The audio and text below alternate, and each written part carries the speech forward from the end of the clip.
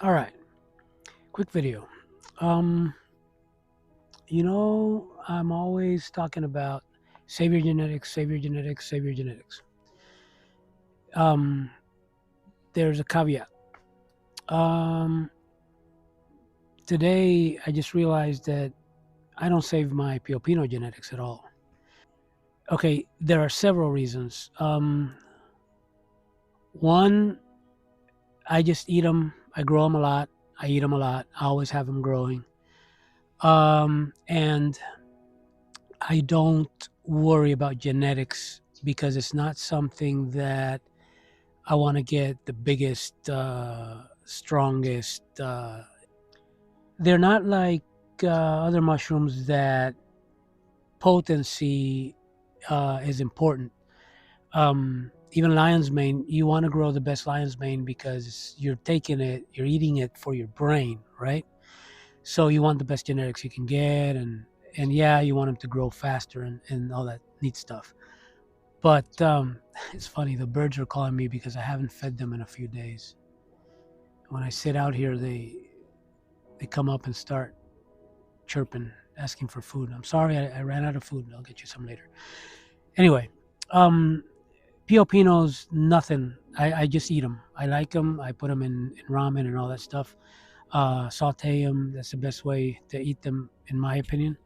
Um, but it's not something that I worry about genetics at all. Here's what I do with Piopinos. I bought a liquid culture syringe. I made a liquid culture jar. Took some of that liquid culture syringe, put it in the jar. With the other one, I started growing. Um, and that liquid culture lasts a long time. But that's the difference, in my opinion, or at least in how I do things. Piopinos, I'm always growing. I don't care. I don't care about the genetics that much. They grow. The ones I have right now are growing very well. I have a big liquid culture jar, um, and I keep growing them from there. Also, Piopinos, at least the strain or that I got in my liquid culture, when I put it in that liquid culture jar, in 2 days I already saw them exploding. That jar is so full of mycelium. So at least the liquid culture I got, it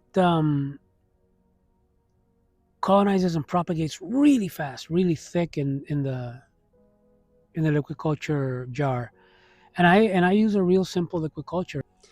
I usually just use water and honey. That's it, 4% honey. You guys know how I do it. So simple and it works. Um, I've never felt the need to use anything complicated for liquid culture or for agar for that matter. But anyway, I digress. So yeah, save your genetics if it's a strain that you rely on potency or on certain effects from that mushroom, like lion's mane and other exotics, more interesting mushrooms. But for something that I'm just gonna eat, same with um, oyster mushrooms. Yeah, if you, I've saved my oyster mushroom cultures, but not concentrating on making it so much better or stronger or whatever. Yeah, you do it because you get better yields. It grows faster. It gets more resistant to contamination with time. The faster it grows, all that neat stuff. But there's different reasons to save your genetics for different species of mushroom. And for Piopinos, I don't even bother. It's just I'm gonna eat them real quick, and they're just food. So yeah, I just wanted to make a quick video about that because all rules have their exceptions, and nothing is ever black and white. There's boatload of gray area in between, and this is one of them that I just wanted to share. All right, and my mycelium is growing. Yeah, this is not a huge flush, but we got some pretty looking mushrooms here. Look at that. Beautiful little guys. Piopinos. Going in a Ziploc into the fridge. Eat them later, sauteed, put them in ramen. Oof, after that's the thing. Saute them first with teriyaki and a little bit of soy sauce and butter.